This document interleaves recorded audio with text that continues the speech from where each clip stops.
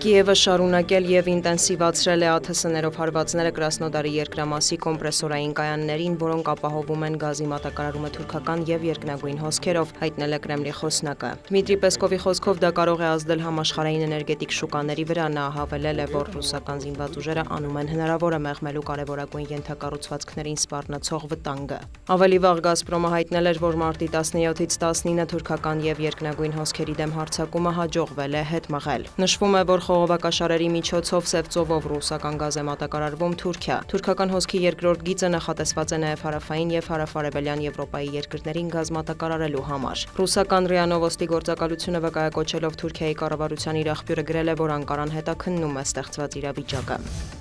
Թեհրանը, Շիրազը եւ իրանական այլ տարածքներ կրկին ենթարկվել են հրթիռակոծության։ Պայթյուններ են որոտացել Մեհրաբադի օդանավակայանում։ Տեղեկություններ կան, որ իրանական կողմն էլ հարվածել է Թել Ավիվին, այդ թվում Բեն Գուրիոն օդանավակայանին, ինչպես նաեւ Երուսաղեմում Իսրայելի ազգային անվտանգության նախարարությանը եւ 13-րդ ալիքի գրասենյակին։ Թեհրանից նախազգուշացրել են, որ Իրանի ազգային անվտանգության խորհրդի քարտուղար Ալի Լարիջանիի սպանությունն անպատասխան չի մնա։ Հայտարարությունը տարածվել է Գերագույն առաջնորդ Մոջթաբա Խամենեիի տելեգրամյան ալիքում։ Իսլամական Հանրապետությունը նաև թիրախավորել է Կատարում էներգետիկ ենթակառուցվածքներ, նշելով, որ դա պատասխանն է հարավային Պարս գազի հանքավայրին Իսրայելի հարվածներին։ Ռասլաֆան արդյունաբերական քաղաքի թիրախավորման ֆոնին, որը Կատարի գլխավոր գազային հանգույցն է, երկրի ԱԳՆ-ն պահանջել է, որ իրանցի դիվանագետները լքեն երկիրը։ ԱՄՆ նախագահը հայտարարել է, Իսրայելի կողմից հարավային Պարսի թիրախավորումը չի համաձայնեցվել Վաշինգտոնի հետ, սակայն Իսրայելն այլևս չի հարձակվի իրանական հանքավայրերի վրա։ Իրանն էլ պետք է դադարեցնի Կատարին հարվածները, հակառակ դեպքում արդեն Միացյալ Նահանգները կպայթեցնի հարավային Պարսը, X էջում գրել է Դոնալդ Թրամփը։ ԱՄՆ նախագահը նաև հայտարարել է, որ Թեհրանը ցանկանում է բանակցել, սակայն ինքը դեմ է դրան, քանի որ պայմանները բավականաչափ լավը չեն։ Հարկ է նշել, որ Իրանը պաշտոնական մակարդակով դեռևս բացառում է բանակցությունների վերականգնման հեռանկարը։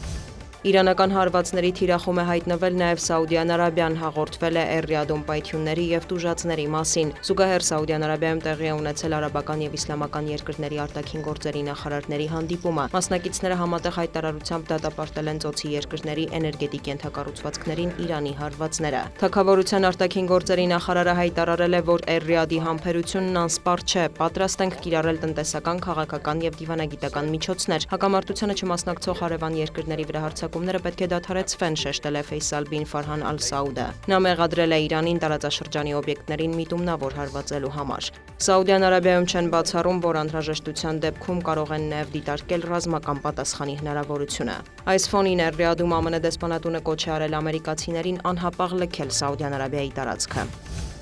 Եվրամիության առաջնորդները հավաքվել են Բրյուսելում քննարկելու իրավիճակը Մերձավոր Արևելքում եւ Ուկրաինայում։ ԵՄ դիվանագիտության ղեկավարը հայտարարել է, որ Ռուսաստանը շահում է Իրանի շուրջ զարգացումներից։ Ուստի այս պատերազմը դադարեցնելը կարևոր է նաեւ Ուկրաինայի համար, շեշտել է Կայա Կալասը։ Ֆրանսիայի նախագահն էլ համոզմունք է հայտնել, որ Եվրոպան պետք է հզորացնի ռազմական արտադրությունը եւ տրամադրի Ուկրաինայի համար նախատեսված 90 միլիարդ եվրոյի վարկը։ Ես պարբերաբար զրուցում եմ Հունգարիայի վարչապետ Վիկտոր Օրբանի հետ եւ ընդգծում Ուկրաինային աջակցելու կարեւորությունը, հավելել է Էմանուել Մակրոնը։ Մինչդեռ Օրբանը նախազգուշացրել է, որ Բուդապեշտը շարունակելու է կասեցնել ԵՄ կառույցներում Ուկրաինայի հետ կապված ցանկացած որոշում, քանի դեռ Կիևը խանգարում է դրուժբա խողովակաշարով ռուսական նավթի մատակարարմանը Հունգարիա։ Ավելի վաղ Եվրամիությունն Ուկրաինային ֆինանսական եւ տեխնիկական աջակցություններ առաջարկել դրուժբայով Հունգարիա եւ Սլովակիա մատակարարումները վերականգնելու համար։ Կիևը համաձայնել է, Վոլոդիմիր Զելենսկին հայտնել է, որ ռուսական հարվածներից վնասված նավթամուղով տարանցման վերականգնման համար կպահանջվի մոտ 1.5 ամիս։ Հունգարիայի եւ Սլովակիայի ղեկավարները դրուժբայով տարանցման սահմանափակումը համարում են Կիևում քաղաքական դրդապատճառներով պայմանավորված որոշում, այլ ոչ ռուսական հարվածի հետևանք։